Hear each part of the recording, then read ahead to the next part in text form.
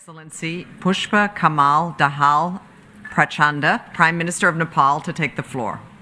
Sir, the least developed countries are some of the most vulnerable to ever-increasing climate impacts around the world, while the least responsible. What are some of the priorities for the LDCs to tackle the climate crisis, and how is Nepal itself aligning with the Secretary General's acceleration agenda, including on its net zero target?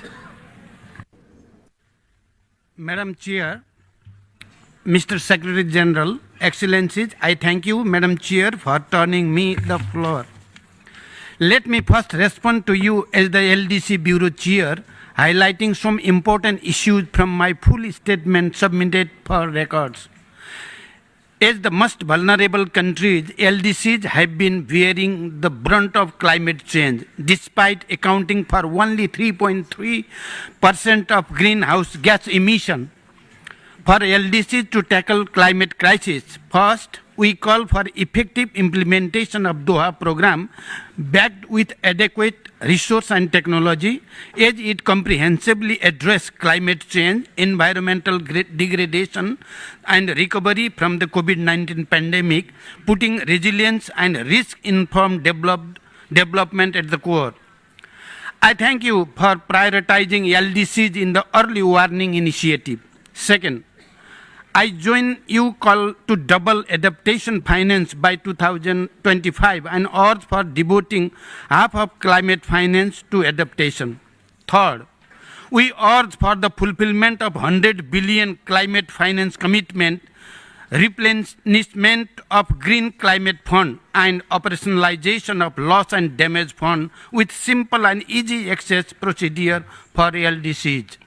Fourth, we commend your initiative and effort for a just transition, urging for enhanced support and investment to meet SDG 7 in LDC, as 48% their population lack access to electricity. And fifth, the global stock take during COP28 must be a moment of critical course correction to keep alive 1.5 degree target. We are facing frequent and highly damaging climate disaster.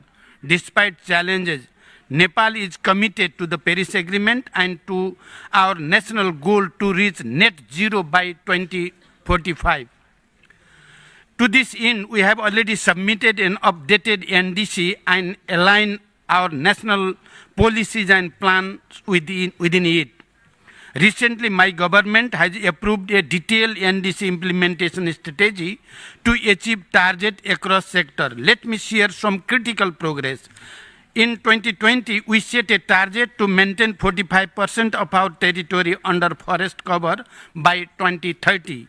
We have already achieved this target with our forest coverage now standing just over 45%. Against our target of clean energy generation from 1,400 megawatts to 15,000 megawatts by 2030, we have already reached nearly 3,000 megawatts, and with ongoing hydro and solar project, we are well on track to achieve the target. Our efforts to promote electric vehicles are progressing well. Recently, we have added over 50 charging stations and we are installing additional 500 charging stations and shortly, mostly for public vehicles. We pursue locally led adaptation approach and involve local communities, indigenous people, women and young people in climate actions. Our top priorities include promoting a green and resilient economy.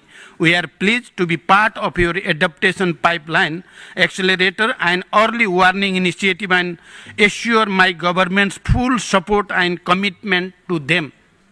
To conclude, let us ensure that this summit and COP28 become true turning point in our fight against climate crisis. Thank you for your attention. Thank you very much.